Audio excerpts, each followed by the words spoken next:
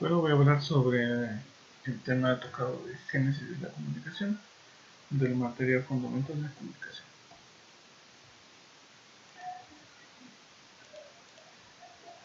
Dice que la teoría de la comunicación pues estudia la capacidad que poseen los seres vivos de relacionarse con otros seres vivos al intercambiar información. En la parte de la teoría de la comunicación hablamos de, para identificar de las personas que van a estar en este lugar, se usan los términos ego, que se refiere al primer actor que en una determinada interacción inicia el intercambio comunicativo. Y después tenemos a el alter o alteres para referirse al actor o los actores. Génesis de la comunicación es la misma interacción resulta ser solicitado comunicativamente por ego.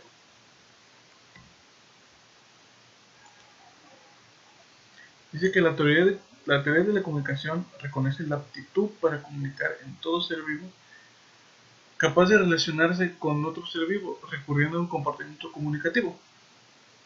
Dice que en este enunciado simplemente remite a un campo de reflexiones muy complejo. La teoría de comunicación trata de explicar en qué consiste un comportamiento comunicativo y en qué se diferencia de otras formas de interacción.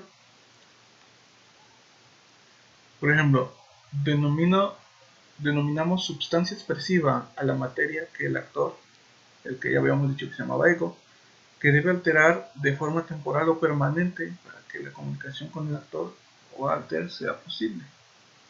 Por ejemplo, Benioff decía que los hombres prehistóricos se sirvieron de las paredes de la cueva de Altamira como sustancia expresiva, modificando la coloración natural en el empleo de pinturas. Y en este caso fue una sustancia expresiva que lo alteró de forma permanente. Dice, las expresiones que el actor obtiene utilizando una capacidad funcional del organismo, por ejemplo, cuando ego recurre al grito o al salto para llamar la atención de alter, cuando el gato eriza su pelo a la persona airada enrojece, que son expresiones de su cuerpo. Por parte del actor, dice que realiza un trabajo expresivo, que se denomina trabajo expresivo, a la clase de alteraciones que lleva a cabo ego con la materia de la sustancia expresiva cuando modifica su estado. Ejemplo, la clase de operaciones que realizamos con las manos cuando articulamos los gestos que se emplean en el lenguaje de los sordomudos suponen un trabajo expresivo.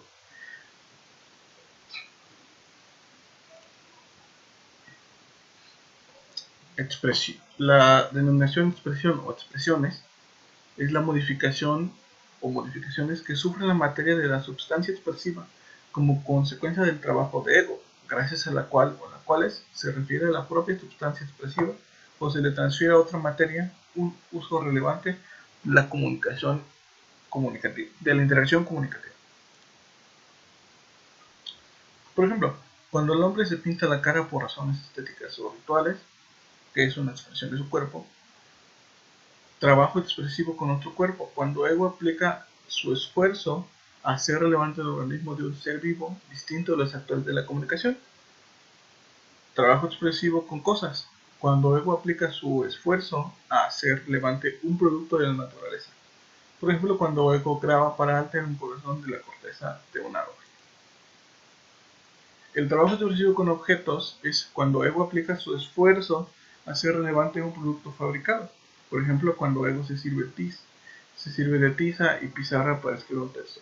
Tenemos en cuenta que todos estos elementos son lo que se ocupa para realizar, para comunicarse entre ego y alter. En este caso hablamos de la señal. Una señal es una variación por la emisión o la recepción de energía por parte de la sustancia expresiva, o sea, por parte de ego. Por ejemplo, las letras de un luminoso o de un anuncio han conformado el tubo de león para una función expresiva, cuando reciben energía procedente de la iluminación solar durante el día o de la iluminación eléctrica del tubo durante la noche. La producción de expresiones por ego. tenemos que dice que cuando los músculos se movilizan, los órganos de la faringe, la lengua y los labios, entre otros, son instrumentos biológicos adecuados para la producción de expresiones. El ejemplo está en el aire que pasa por los instrumentos fonológicos en posición expresiva, es modelado para la producción de señales, en este caso los sonidos. El aire sirve de canal para la difusión de las señales acústicas. Ahora vamos del lado de Alter. Alter lo mira de ese lado, que el órgano del oído es un instrumento biológico de percepción de señales acoplado con el instrumento biológico productor de expresiones acústicas. Los actores humanos dice que han ampliado el ámbito de los objetos que referencia respecto a los cuales pueden comunicarse. La comunicación humana se refiere, como al animal, a los estados del propio actor y de su ecosistema natural, pero además hace una referencia al ecosistema artificial que el propio hombre ha producido al universo gestionológico de la cultura, las ideas y los valores. La acción ejecutiva está orientada a la interacción con otro por el camino de coactuación y no por el camino de comunicación. Comunicación de datos y transporte de objetos. Cuando se intercambian cosas, se lleva a cabo un transporte y no una comunicación. La comunicación y el transporte coinciden en que algo, una materia, una energía, salva una distancia espacial o temporal entre los actores, pero esa materia o energía se moviliza en la comunicación porque soporta datos informativos que no porque sea materia de tal o cual clase o tal clase de energía.